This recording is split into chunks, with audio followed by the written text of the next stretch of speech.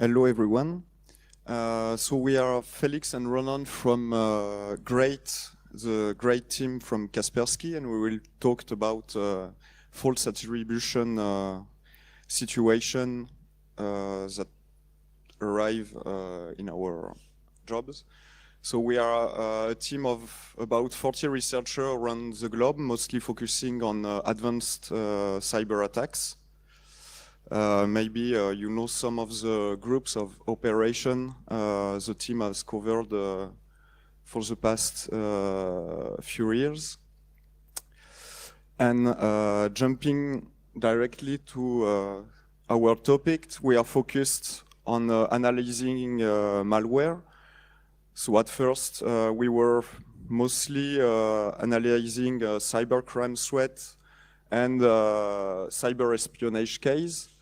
But as the cyber world expands to every corner of our society, and the threats are evolving according to this new society, we are also moving our area of interest to cyber sabotage, and we come up with new problematics related to more information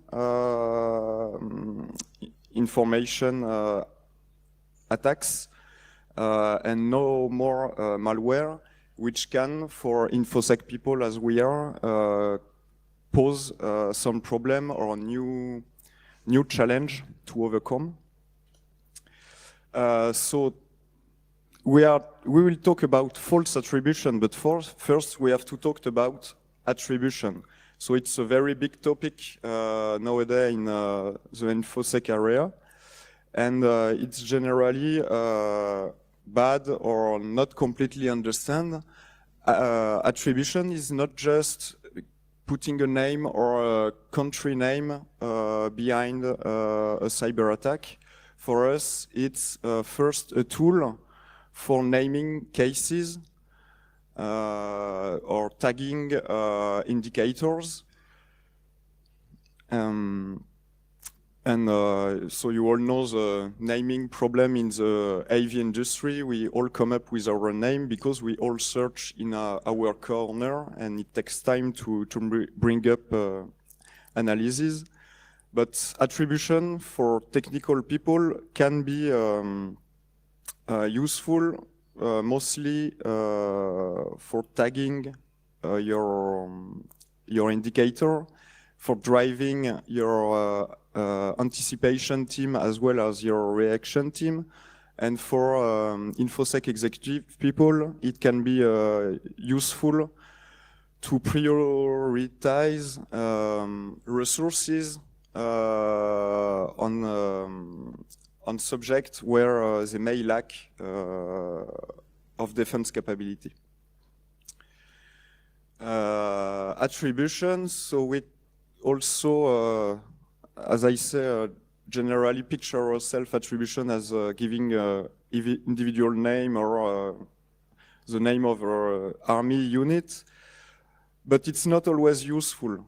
When you are behind your CM or you are doing an incident response, you don't care, generally. But because it's not the level of attribution you need. As I say, for researcher, technical researcher, what will interest us is to tag indicators that that belonging to the same operation, to the same what we call cluster of activity. And even if we are working with technical artifact or technologies, we always have to remember that behind a malware campaign, there are at least one human which is performing the campaign.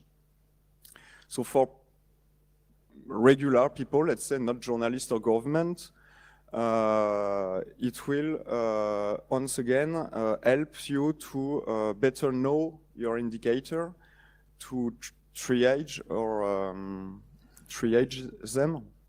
And for researcher, it's just that we don't, when it's useful, and sometimes it's useful to ask ourselves who may did it, or in what kind of news, geopolitical, political context it happened.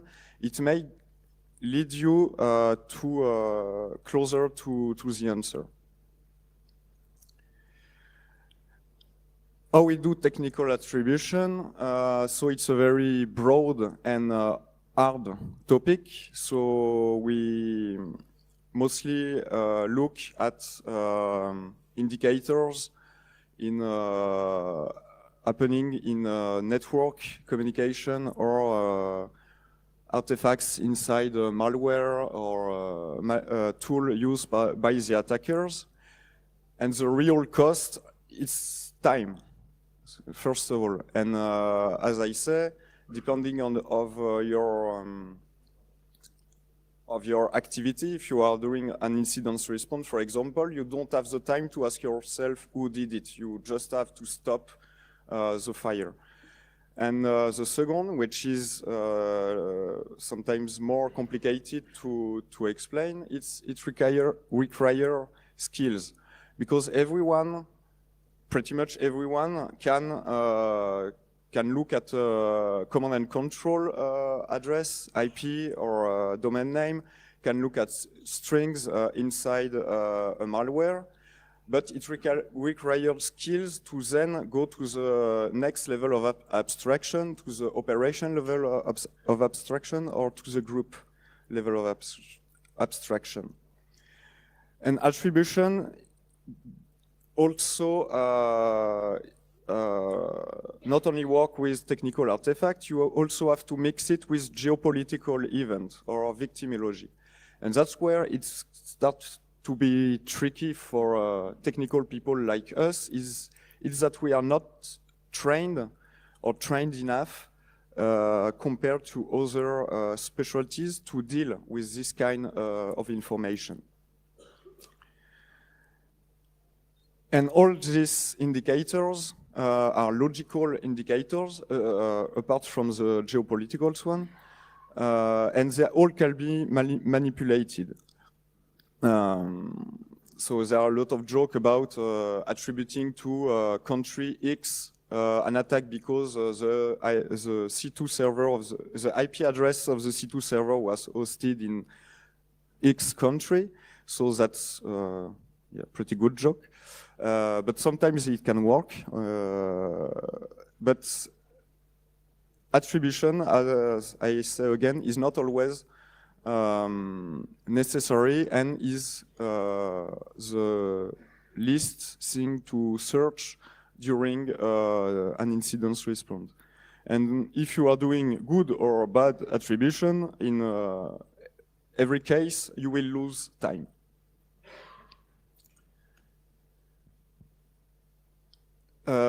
Since several years, about 2010, there have been a new area in the information security industry, what we can call next gen and all the cyber threat intelligence player. And there have been a kind of a race to attribute attack to country because it's sexy, because you are making the headline and it gives reputation, or it shows your investigation capability to the broad public. Quick and dirty attribution can also sometimes help you during an investigation. If you find, for example, a domain name of a C2 infrastructure that you already know belonging to the campaign of an actor, you may go back to the knowledge you have to this actor. You can go back to the knowledge you have about these actors and search for a past indicator of this actor into your network. But quick and dirty attribution can also have, of course, drawback. So again, losing your time when it's not necessary, when you have other priority. You can also have when you are at a government level or a very high executive private sector level, you can have political drawback, reputation drawback when you are doing wrong, bad, false attribution. We are also, by publishing what we know about threat actor,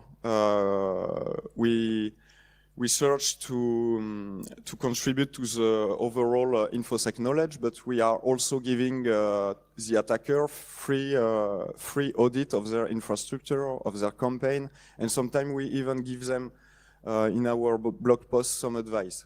They did this, it was not good, they shouldn't make this next time, and next time they are not doing it.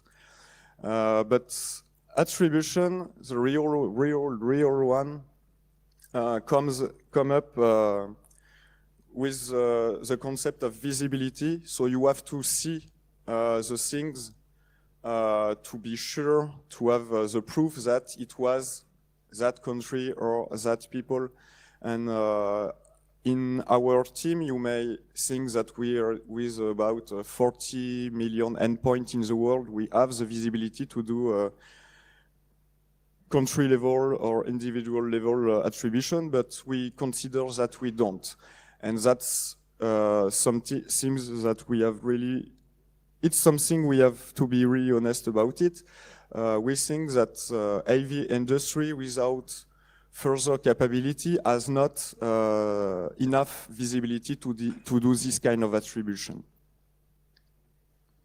So now I will let Félix present you some false flag to jump on the topic. Just false flag, what is that? Is that the attacker just hide behind a false flag, a false avatar. And we will see during the Syrian conflict that some attacker just used a false flag in order to do attacks on some country. So the first case is the strange case of the .tr. It's the DNS name of Turkey, DDoS, and it's related to the Untold story. So you will not have like reverse code or things like that during this conference, but we will speak just after why there is no like real copycats in APT. So the story just takes place the 24th of November 2015 when just a Russian jet was shot down by Turkish F-15 just across the Syrian border, the Turkish border, and in the Turkish airspace. And like 4 days after, we have seen an account just created from nowhere linked to the anonymous community, which was very strange with this account is that he has created his Twitter accounts, his YouTube accounts, and with a leitmotiv, it's trying to fight against ISIS. Okay, it's maybe anonymous. But this activist was stealing the brand of a known website that is AnonOps, and AnonOps just don't do any campaign related to DDoS or things like that. It just gives materials and tutorials to the community for hiding themselves using VPNs and so on. And which was strange also, which was strange also is that this activist was like a pro-Russian activist, and he has done many videos against Hungary, Germany, Turkish, but well-funded video. I don't know if you know the anonymous community and stuff like that, but they use a lot of media, etc. But this man just created 9 videos in 1 month, many on false operation. Is that he has created his own legend using like OP, Cloudflare, etc., etc. And what we have seen just after is that this activist just told the Russian journalist, "Hey, oh, I'm here," and big Anon community. So he was just sending tweets to Russian and anonymous journalists just to create his profile and his legend. And just 1 week after the Twitter creation, we have seen a massive DDoS attack, and these activists just take the responsibility of this DDoS attack by a video like Anonymous against IZS, against Turkey that supports IZS, which was a sentence like that the Russian government during this crisis between Russia and Turkey just said in the media like Turkey is supporting IZS. So this video was published, linked by media as a response of this Turkish IZS collusions. So we can see this video on many media like Daily Dot, etc. And so if we analyze just the timeline, so you have the crash, you have the account creation with many tweets, you have the DDoS, and nothing after. Nothing just because you had a reconciliation between Turkey and Russia in June 2016. But the Twitter account goes dark just after. And it's not very normal for this type of community just to go dark, doing an attack, creating a legend, and goes dark. And we have another case that is more interesting. So we don't know which country behind the previous attack, but maybe you can have an idea. Another case and another aircraft is that Belgium was accused by the Russian Ministry of Defense to have done an airstrike against the locality of Azadiak, which is a very, very small locality in the northeast of Aleppo.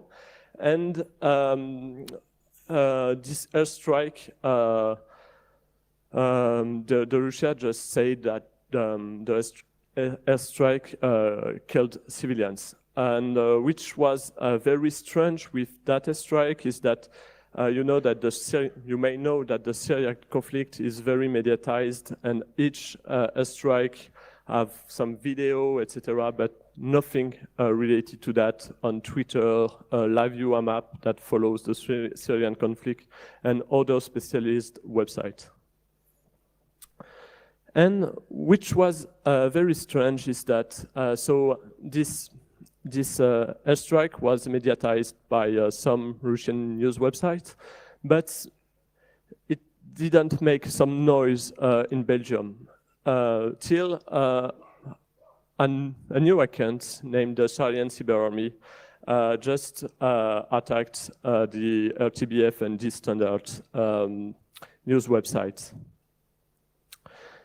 And it just brings the news in Europe that Russia accused the Belgium to have done this airstrike. So this false flag is very interesting because you have a website and you have a Twitter account, and it's very interesting because it's told also the name of Syrian Electronic Army, but it's Syrian Cyber Army. So you have only 2 articles on this website. The first declaring to have done some DDoS in 2015 against some target without any proof or target press release. And the second was on the Belgium DDoS attack. The website has some link to Aryan Cyber Army and Syrian Electronic Army. And as the previous case, they just love to talk about their campaign to have some media coverage. So it's during the DDoS attack against Belgium. And when you see the timeline of the tweets, you have the account creation just in October. At the beginning of October 2015, you have the account creation. 1 year without no tweets, nothing. And just during the DDoS, you have some tweets to the media. And why we can see that it's very strange that you have an account that don't produce anything during 1 year. If you look at the whois of the domain and you look the date when it was created, it's just 1 week after the Russian intervention in Syria. And if you look at the name server, it's like pretty known to be linked to like Sophacy threat actor. Okay, this type of DNS, it's not only Sophacy. You have some scam, you have some Viagra selling, etc. But it was used also related to some false flag operation linked to Sophacy as cyber berkut. And which is interesting with that is that cyber berkut has also a delta of 1 week, and it was created just after the Russian involvement in the Ukraine conflict. So you have also other Sophacy non-false flag like Yemen Cyber Army, Cyber Caliphate, Fansibir, Decilix, Gucifer, and all of these names just steal known name in order to have some mediatization, etc. So if you want to create false flags, just the ingredient, it's just creating a legend, stealing a known name, telling journalists that you exist, creating a legend with false flag operations, false operations, and just have the capacity to drive the community behind you. And like Anonymous are like have some ego, so when an Anonymous said, oh, I've done DDoS attack on that, all of the Anonymous said, we have done DDoS attack on that target. And what's about copycat? You have many people are fearing that, oh no, it's not Chinese that are in our network, but it can be like US or Russians or I don't know, Turkey and the fact is it's very expensive to create copycat just by time for human, etc. So why reinventing the well when you have just open source tools that do the job very easily? Why reinventing the well when you have like vulnerability that works? And it's creating copycats. It's very more than just raw packaging malware, because like many like reversers said, okay, it's very easy to repackage malware, and I will like use an HTTP browser or plugin implant to compromise some targets. Okay, but the fact is that if you look at intrusion sets, like attackers group, they use a logic, an operational rhythm, an infrastructure, a victimology that it's very hard to mimic. So just a computer hack has a lot of characteristics, and some of them are very hard to copy. And if you look on the right, you can see a pyramid of pain, but for copycats. So the first layer of infrastructure is very easy to mimic. You just have to buy some domains or server linked to the VPS that the attackers that you want to mimic used. For exploit, you can reuse exploits. For backdoor, you can just record them, but after that, inside the network, for the TTPs inside the network, the lateralization, how they steal data, is it industrial or not, what tool they use, it's very difficult because some of the attackers group obviously use their own tools inside the network.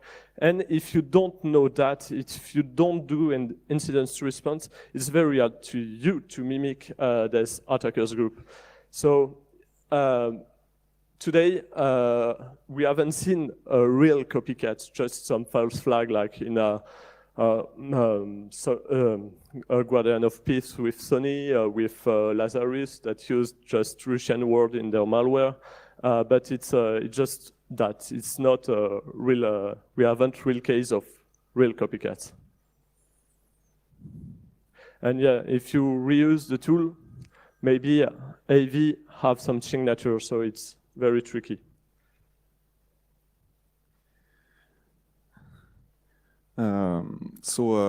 Just to finish about after these two examples, which may seem to be pretty simple. So it's just creation of Twitter account, it's pinging media, it doesn't require hardcore computer science skill. You may say, yeah, people, some of them must have more advanced methods. Or what are the future methods that will kill cyber threat intelligence, attribution, and things? The fact is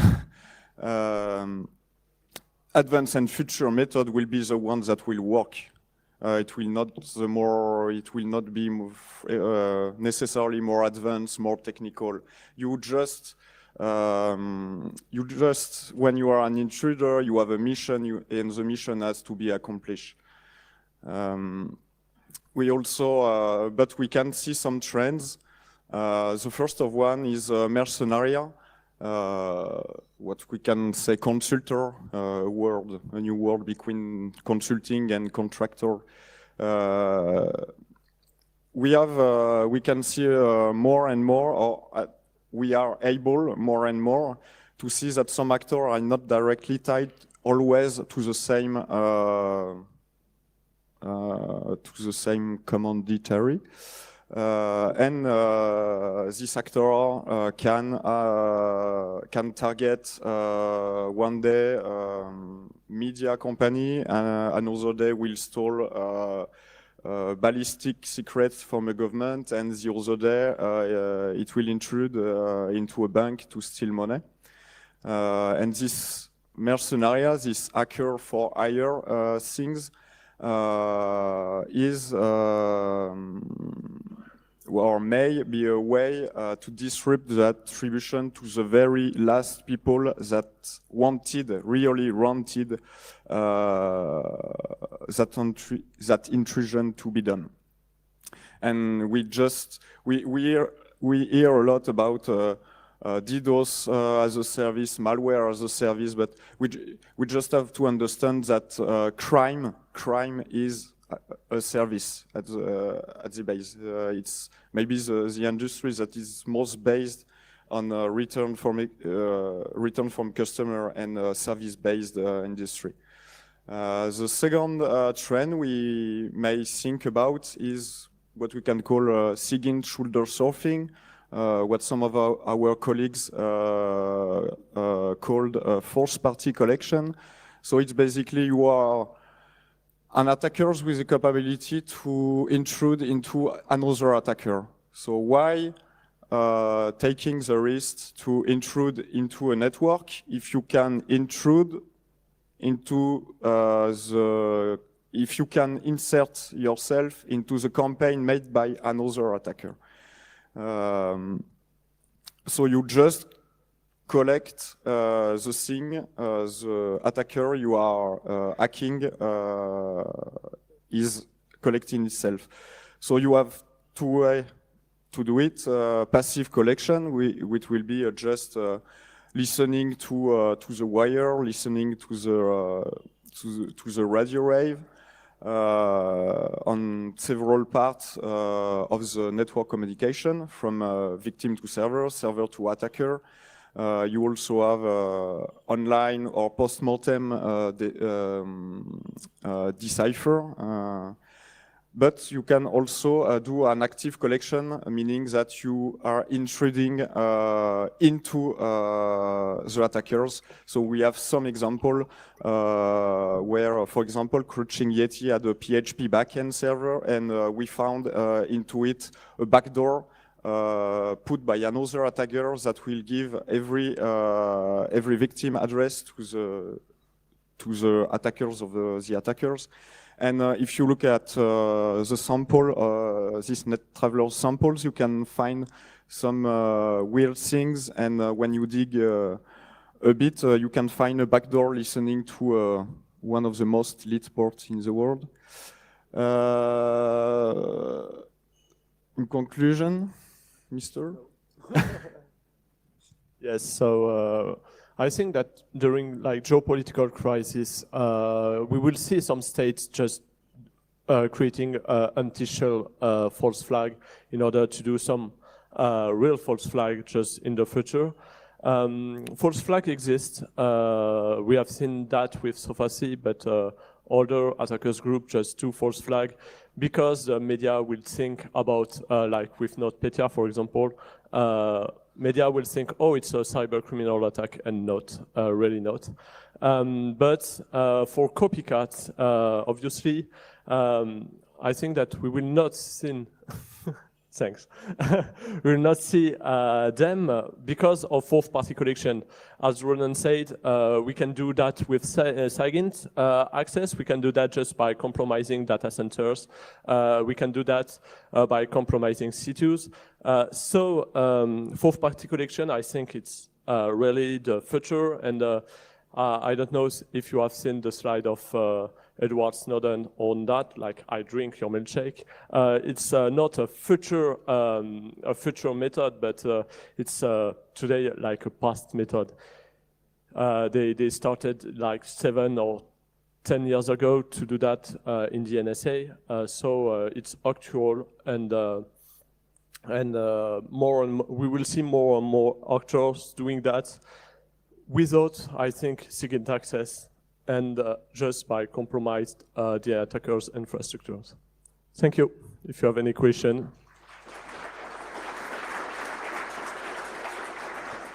Okay, thanks a lot, guys, for being up so early to do the talk. Any questions?